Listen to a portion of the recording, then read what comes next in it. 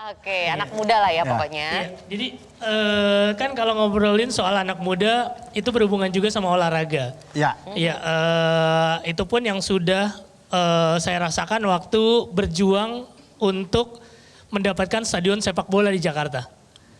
Jadi di sebelum Pilgub DKI udah beberapa kali janji gubernur untuk membangun stadion tapi nggak terrealisasi.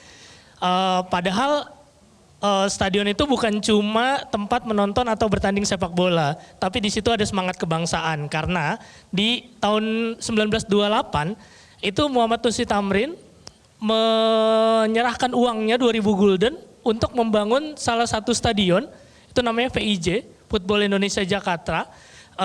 Itu karena pribumi nggak boleh main bola di lapangan Belanda. Nah akhirnya itulah cikal bakal lahirnya Persija Jakarta. Nah Persija Jakarta dan pertandingan pertama yang dibuat di stadion itu, kick off pertamanya ditendang langsung sama Bung Karno.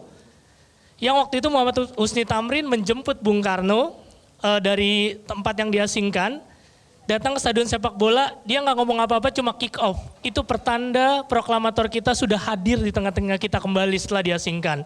Jadi semangat anak muda itu, politik dan sepak bola itu udah sejauh itu. Baik. Nah akhirnya ada stadion PIJ, terus juga Bung Karno memberikan lapangan Ikada, tapi lapangan Ikada berganti jadi Monas, digantikan Persija main di Menteng, Menteng digusur juga jadi taman. Akhirnya Persija berkandang di Lebak Bulus berganti jadi stasiun MRT. Janji diganti tapi belum ada, kita punya GBK tapi itu stadion punya Indonesia. Jadi Persija dan sepak bola Jakarta tidak punya kandang. Tidak punya kandang dan akhirnya saya ngejar tuh kemana tuh? Anies. Anies memang semenjak di Jakarta itu udah seperti sekarang. Sekarang desak Anies ada, dulu di Jakarta ada namanya Rabu Bersama. Nah itu boleh semua hadir di situ. Saya menantang Anies bagaimana Anies berjanji untuk membuat stadion. Akhirnya saya bikin kontrak politiknya.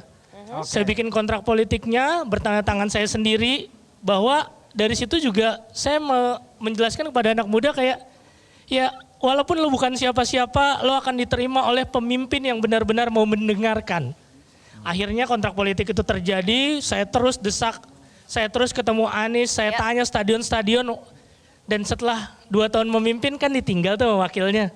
Ngeri dong, waduh janjinya teratasi nggak nih gitu kan. Akhirnya terus saya kejar sampai stadion itu selesai. Dan Anies menepati janji itu, stadion itu jadi bukan cuma menepati janjinya sama saya dan warga Jakarta, tapi secara garis besar Anies membayar hutang itu secara lunas untuk Muhammad Husni Tamrin. Itu sih. Jadi anak-anak muda fokusnya di mana, lo harus berjuang dan ketemu pemimpin yang benar-benar amanah. Insya Allah Anies Baswedan orangnya.